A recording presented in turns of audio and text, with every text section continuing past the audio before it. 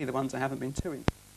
Joining me on the Power Hour today are Blackie Lawless and Chris Holmes from W.A.S.P. Certainly two of the tallest men in rock and probably two of the most controversial as well. The biggest rock and roll band in the world. That's right. Blackie and Chris, welcome along to the studio. Thanks, Do you consider yourselves to be controversial figures? I was telling somebody earlier today, we did a single about a year and a half ago called Animal. It wasn't just called Animal, there was other well, parts I can say the whole thing on here if you'd like, you know. No, we can't say it here, but it was something like a beast. Yeah, right. Something like a beast. And I remember telling him about when it first was banned in England, and he looks at me and he goes, "What's the big deal?" You know, I mean, that pretty much says it. I mean, if we were as smart as people give us credit for, calculating things getting banned and the controversy, we'd probably rule the world, which we may end up doing before it's all over.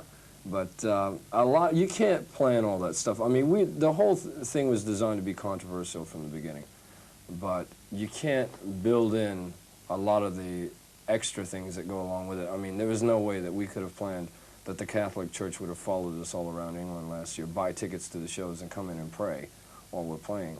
I mean, maybe they were praying for us to get better. I don't know. It's hard to say. You can't plan things like the PMRC in America, which is the whole thing about censorship, where they've gone on every major television channel, radio station in America, held up copies of our records, telling fans not to buy it, and in turn it ends up selling 10 times as many records as it did before. You just can't plan things like that. It's great when it does happen, but no one has a crystal ball that can look into the future and tell exactly what's going to happen. It's like the name. We chose a name that was controversial, so we put periods behind it. And we did that with the idea in mind that it would be very individualistic, so everyone would have an idea what they think it means. I mean, I've got definite ideas of what I think the name means. Yeah. I'm not going to tell you. I'm not going to tell anybody. It has been suggested that we are sexual perverts. That's been suggested many times on many different occasions, and I'm sure we are, but that's not what it means. The name means to me. What does it mean to you and to you? I can't really say, because I don't like the idea of divulging the mystery. You know, it's like a marriage. If you don't have any intrigue, you don't have any, or without the mystery, you don't have any intrigue. And I don't want to become boring to myself, much less anybody else. So maybe one day I'll tell you, but not now. I think it's fair to say that your career in the music industry, the pair of you, has been fairly controversial from the word go. Oh, yeah, the previous outfit you were in was... What have we done? I don't... Well, there was us. I mean, we look like insurance salesmen. Right. I'm a dental floss salesman. That's right. That's what I thought. From Wyoming. There was a previous outfit called Sister, which the pair of you were in, also based in Los Angeles, like we used to wear nuns' outfits, and we were sisters. Right? Well, that wasn't ain't had none, ain't gonna get none. We had the front of our trousers cut out. That's right. That's why we couldn't get many gigs. See, we've learned. It's called evolution. You know, we've gone to the back now instead of the front. What were some of the things that Sister used to get up to on stage? It's quite a legend in Los Angeles, that particular I used band. to set myself on fire. Eat worms. And those one-night stands got to be real hell after a while. I mean, you know, I hurt myself several times. Where did you set yourself on fire? The whole from body? From the legs up. Yeah. You know, I mean, from the feet up, shall I say. Did you cover yourself with some kind of turpentine? Yeah, gel my outfit. You know, and a couple of times. One night I got mad at a club owner one night, and I took some gasoline out on stage in a beer bottle, and I was going to set the stage on fire because they really screwed us around over some money.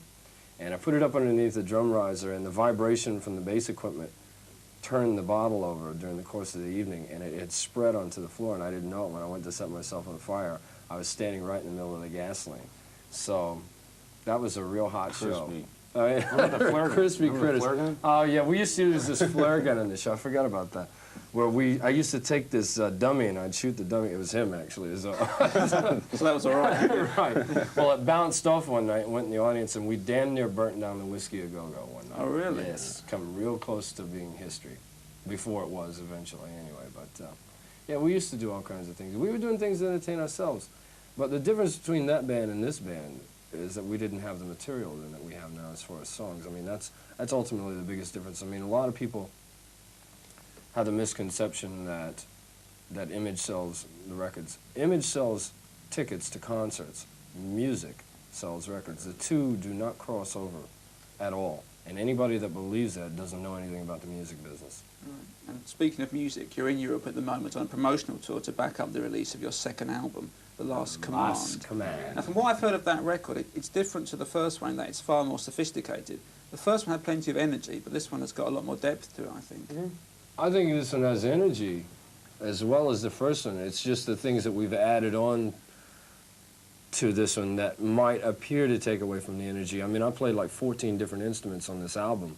I played a sitar on one track. There's synthesizers all over it. I think 99 out of 100 heavy rock groups, if you told them you wanted to use a synthesizer, they'd throw you out of the studio. But we did it where we layered the sounds together with the guitar, so it adds dimension to the guitars. It sounds like a distant cousin to a guitar on the record. You're going to hear this record and you're not going to hear any synthesizers on it, but you're going to feel it, and that's what it's designed to do.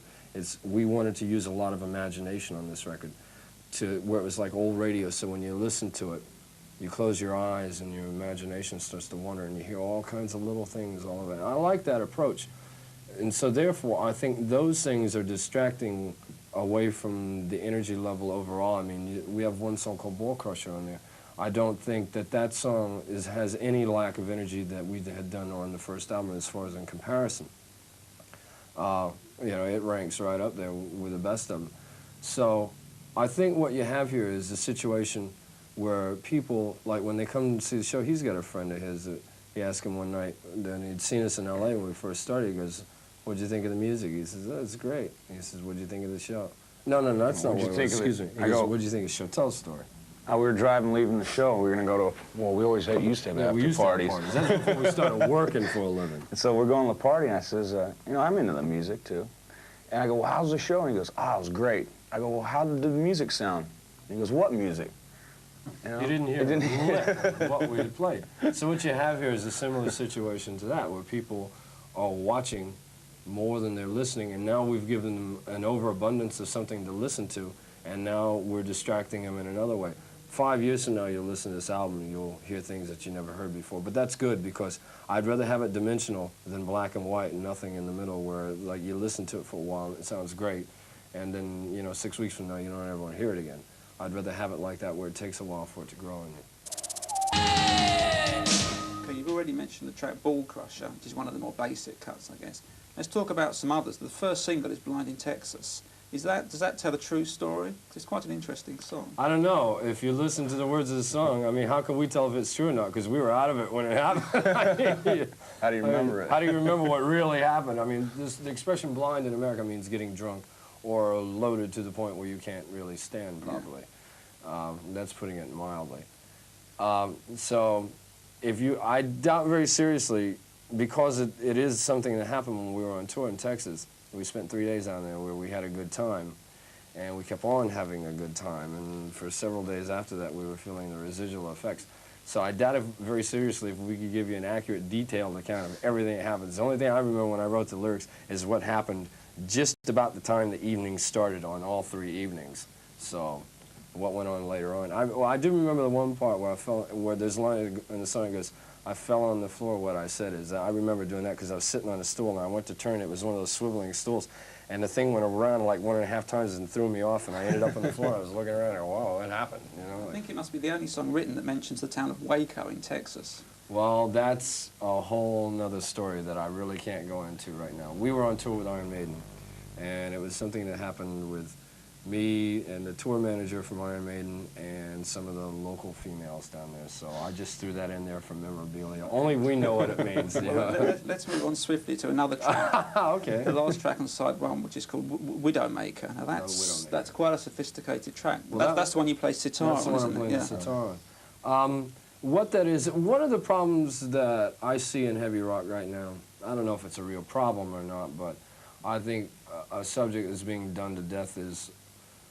a lot of the occult influence that's in rock, and you can call it black metal or whatever you want to. Him and I, when we had this band Sister, it was a very occult-oriented band. This is before anybody had done that. We used a pentagram as a logo. No one had ever done that before. I mean, we did a lot of things in that band that you're seeing other groups do now that had influenced California a lot, as far as like a lot of the metal bands that came out of California later. Well, a band like Motley Crue now have the pentagram as their logo. Well, I don't really want to start mentioning names, but yes, that is true.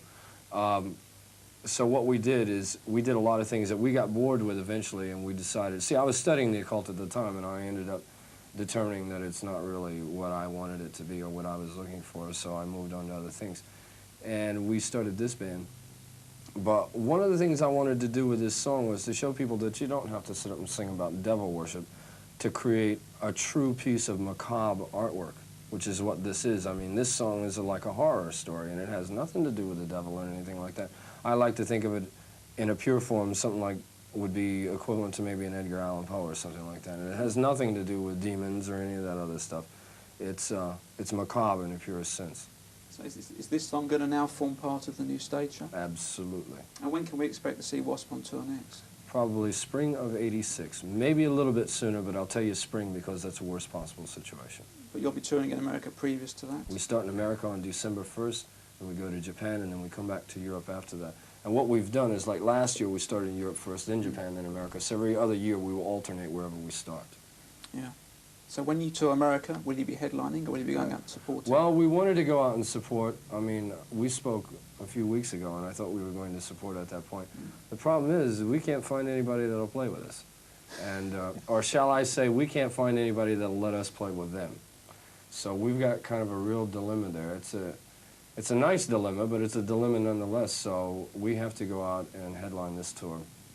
So we wanted to go, probably what's going to have to happen in America is we wanted to support in 15,000 seaters. We're going to have to go out and do probably about 5,000, 6,000 our own this time. So what we've already planned to do because of this situation is we'll do America, Japan, Europe, and then we'll go back and make another pass of America, and we'll do 10,000, 12,000 seaters then.